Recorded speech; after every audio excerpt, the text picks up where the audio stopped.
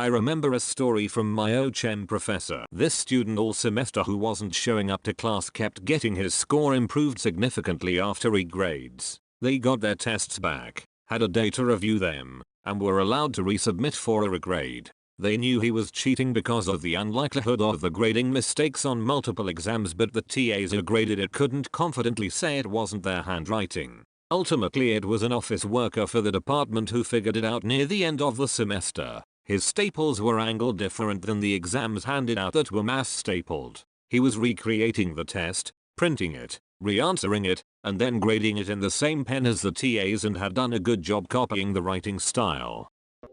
I did this once in a college class. Sort of. The class was real analysis and there was one problem that was absolutely going to be number 1 on the final exam. It had been number 1 for every final exam this professor had ever written, of which he gave us copies to study from, and it was number 1 on the study guide for our final. I couldn't do it. I tried and tried and tried, and studied, and got help, and whatever I did I could not figure out the finer point of this specific type of proof given in this specific context. So I resorted to memorizing the steps and getting it down to a sequence of blanks I could fill in. Exam day comes. I buy 2 blue books that morning, test booklets with lined paper inside. In one of them I very faintly write the answer to number 1, complete with space to fill in the aforementioned blanks. On the front I fill in my name to differentiate it from the other booklet. When the professor tells us to take out our blue books and trade with the person next to us, I trade my blank blue book. I take the one I'm given and slip it into my backpack. At the same time I slide out my blue book with my calculator and pencil. So it all looked legit. I get my test. Number 1 doesn't fail. It is exactly as expected. I fill in the blanks and write over my words. I continue on with the exam. And I pass the class. Not the student but the teacher.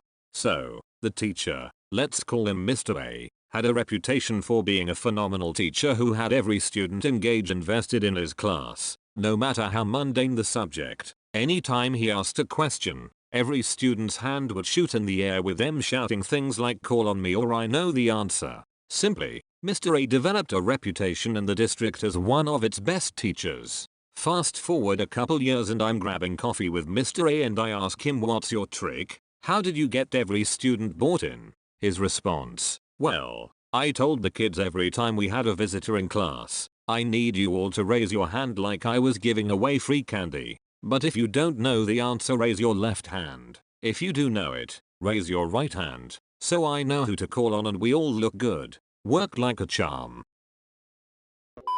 I had class in the AM with a kid who was a TA for my physics class the afternoon before. Weird period system at my old school. He would tell me the answers to app tests he had graded the day before and I would write them in black ink on the side of the sole of my black boots. I would then sit with my leg bent with my foot on my knee and read the answers during the test. You couldn't see them unless the light hit the ink just right. After the test I would just lick my finger and smudge the answers out. I'm not a teacher, but I heard a story from my friend of a teacher who caught 2 kids cheating through Morse code by blinking. When my dad was in high school, he used to write out the answers on a piece of paper and tape them to the ceiling. Before the test, he and his friends would pretend to pray by looking up and putting their hands together. Would also tape the answers next to the pencil sharpener. Teacher never caught on, and thought it was heartwarming how my dad and his friends would pray together before a test. Not a teacher, but a kid in one of my college classes made her own jewelry, and had crafted a bracelet with different colored beads to correspond to the answers on the test, i.e. red for A, blue for B, etc. She'd gotten the list of answers ahead of time. Prof was well known for reusing tests from prior years question for question, and used the bracelet precisely as one would use a cheat sheet. I'm a high school teacher, but this story is about my own high school math teacher playing us and cheating. It was an honors algebra geometry class, and it was well known that Mr. D reused the same questions every year, just changed the numbers.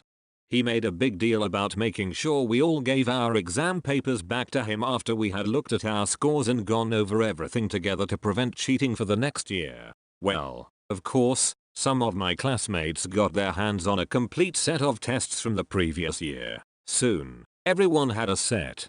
Before each exam, We would sit together and make sure we knew how to solve every problem on that test so we could do it on the real exam with different numbers. Years later, when I became a teacher myself, I saw Mr. D at a funeral. I confessed to him that this is what we used to do.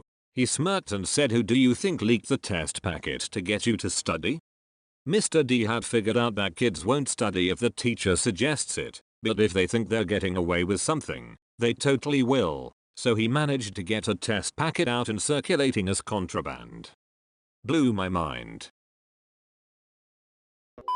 My teacher shared with us a story about how since she allowed eating during her tests, one person pulled out a giant bag of M&Ms and ate a specific color corresponding to ABCD.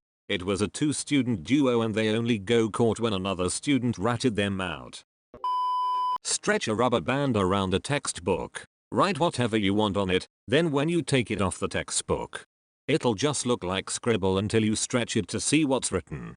Spanish conjugations drove me to do some incredibly unethical things. Back in high school I would corrupt an empty Word document so that it couldn't be opened, rename it a legit title, and then send it to my teacher at the last possible minute the night that it was due. I'd show up to class the next day and the teachers would be going over the assignment and sometimes using examples of students that had already submitted theirs way earlier. I'd note everything down and then do my actual assignment until my teacher would realize a few days later that they had trouble opening my fake assignment and ask me if I could send it again. Sure, no problem. I can name the worst, and I've definitely shared it before, but it wasn't my student, it was a friend's. She downloaded a worksheet for the kids to do while she was in a meeting of some sort. Kids found the worksheet's answer sheet online and proceeded to copy the answers. Last answer said student responses will vary, and that's what one kid wrote as his answer.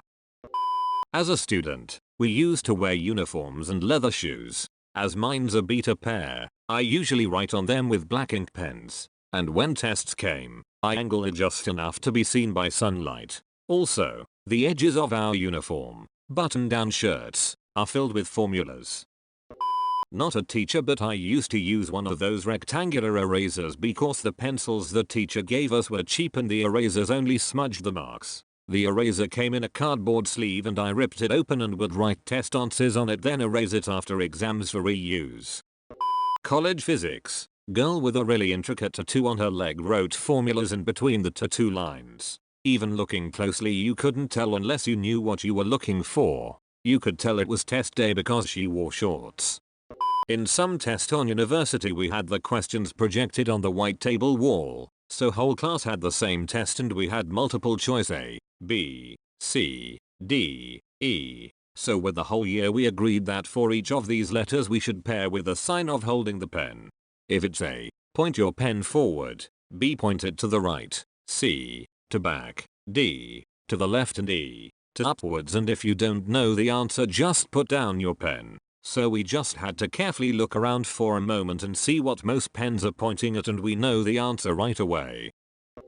A teacher told me that there was a smart kid and a stupid kid who both missed the test. So the brother, this was an old Irish Christian brothers school, made them take the test and sit on opposite sides of the room, and he constantly walked between them to make sure they weren't cheating. When both got a good score, he was puzzled, and eventually asked the smart kid what he did. Turns out he clipped some of the answers onto a little part of the brother's robes, and the other kid took it off as the brother passed. The dumbest one I have ever heard was when one student put "I don't know" as an answer, and another said "me neither." If you have enjoyed this video, please like, comment and subscribe today.